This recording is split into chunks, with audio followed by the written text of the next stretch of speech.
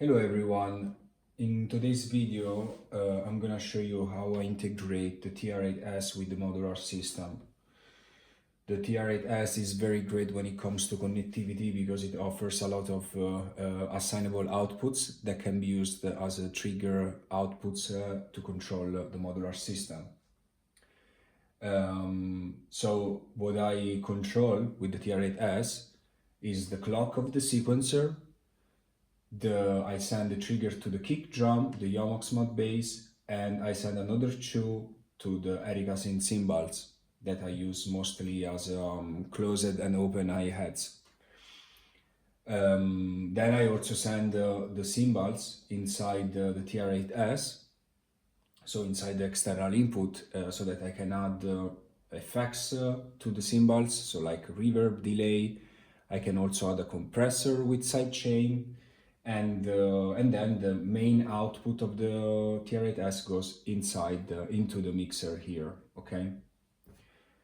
So let's just hear an example. So when I click play, the sequencer starts running, and everything now is just turned off.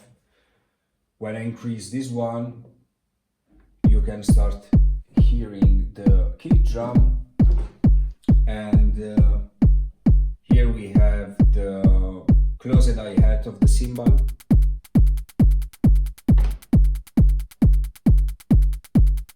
and this is the open hi-hat.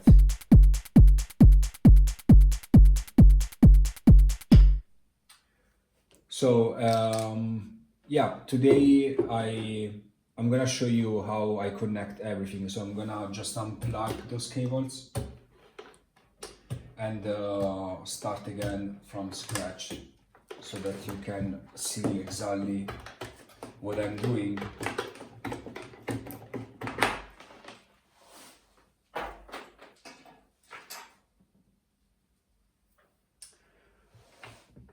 So looking at the back of the TR-8S, we see here how many inputs and outputs we have.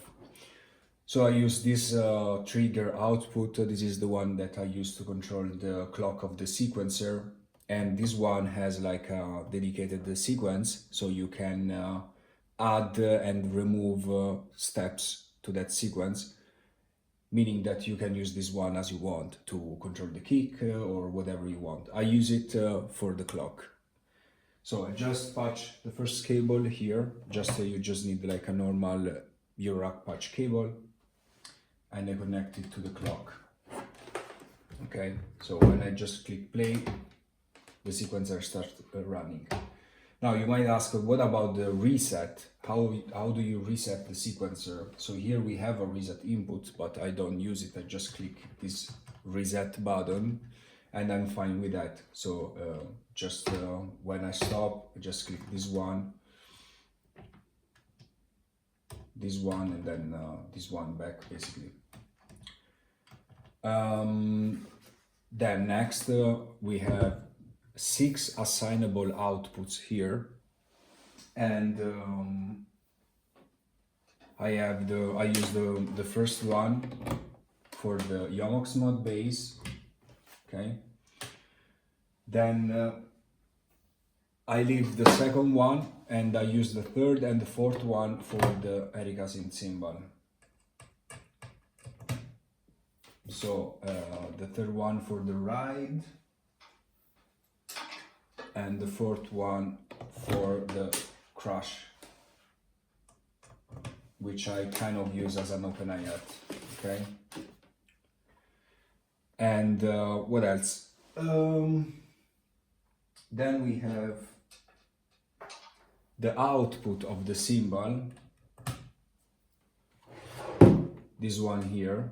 So I just use one. You can use just one for both voices of the cymbal, and this one goes to the mono input of the external input of the TR-8S.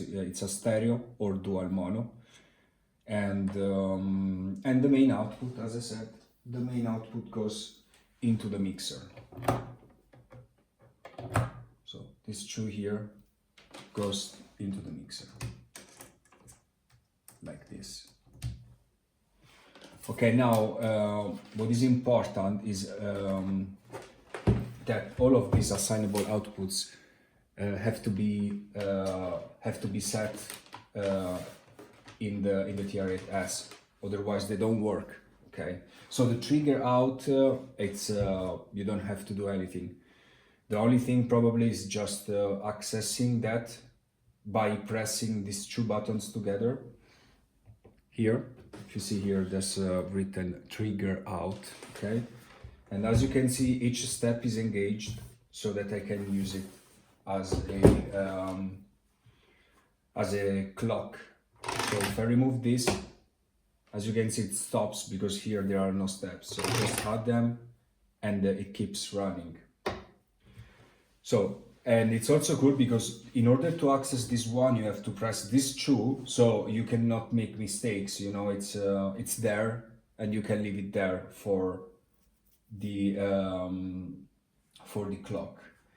Then the first one here, the bass drum, is used for the Jomox Modbase. So when I increase this one, basically just unmute the trigger out for the Jomox Modbase. And these two here are used for the cymbal, and I use the color white to recognize them. You can change the color. You click Shift and Edit to edit the kit you're in. You go at the end of the page, and here you have the colors. Okay, so high tom, like this, you change the color. So I use the white because yeah, it's the easiest one for me to remember when it comes to like trigger outputs. Then what needs to be done now is that since I'm using this one, I'm using this one for the kick and these two tracks for the cymbal, I have to assign them.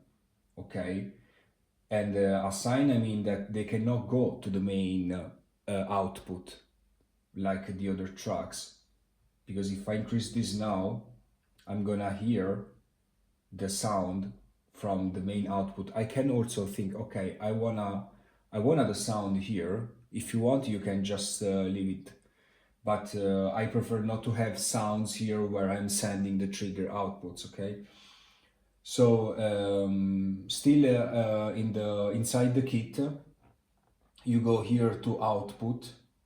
Okay, and as you can see here, you see this. I hope that you can see the screen. Let me focus on it. There's like low tom, for instance, is mix, which is the main output. If we go to bass drum, is assign A, meaning that it's assigned to the to output A, and it's not the main one. Same for the high tom, assign 3, and rim shot is assigned 4. Now if I want to use a rim shot, I can change the sounds of the other tracks. So you can change everything here, the sounds, the samples, whatever you want.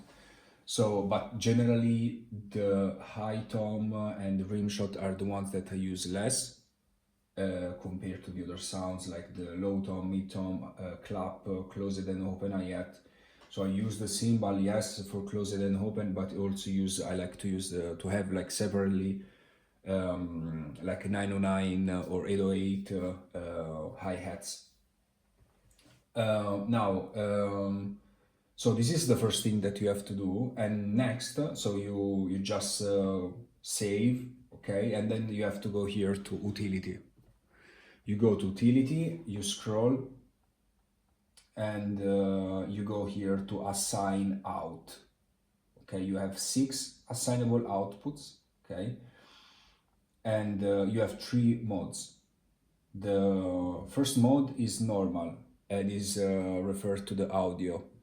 Boost also is audio, but the signal is boosted, and trigger is a trigger mode, so it sends the trigger. So that means that if I have here a track that goes into the assignable output 1, that one is gonna send a trigger and not audio, okay? So this one is for the kick, and then I have the third and the fourth one are with the cymbal, okay? So once this is done, you click write system or kit, you enter, you just save everything, okay? You can also do shift and write and overwrite, and you save everything, okay? Okay. Now, as I said, I'm sending the symbol inside the external input, so I can control also this what I'm sending to the external input. So I just edit again the kit, and if I go here, I have reverb, delay, external input, okay? So I have some parameters here, as you can see. Send some reverb to the effect, to the reverb, so to add some effect there, and something that I also do, I add side chain, okay? So it says side chain depth, so you can control how much side chain I can just, we can hear that.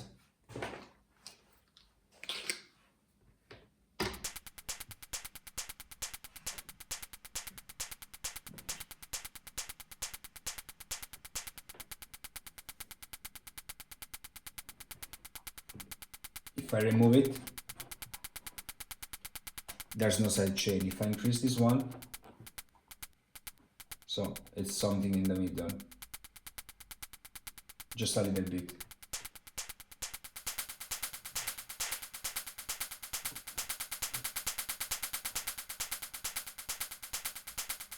Okay. So this is the depth, and then you have to choose the sound source for this side chain, and I'm using side chain source bass drum, okay? Now the bass drum is turned down, but it works, okay, the same. So even if it's turned down, if you don't want to hear it, you have to mute it.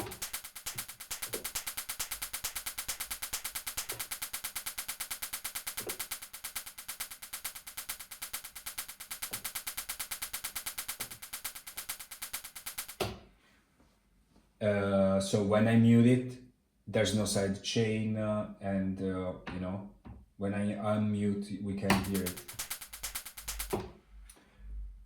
You can also hear some reverb. Like this, you cannot hear it.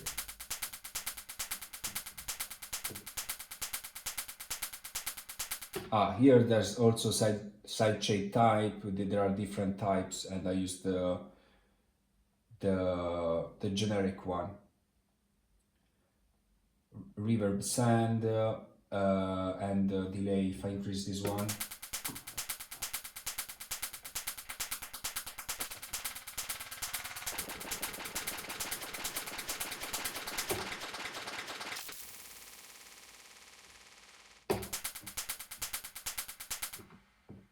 but generally I leave this one at 0. I just add some reverb there, and you can also control the volume of the cymbal here.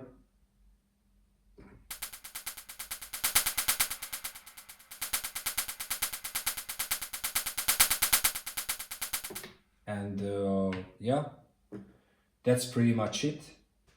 I hope that you find this video helpful, and yeah, let me know if you wanna know something else about my setup. And yeah, see you next time.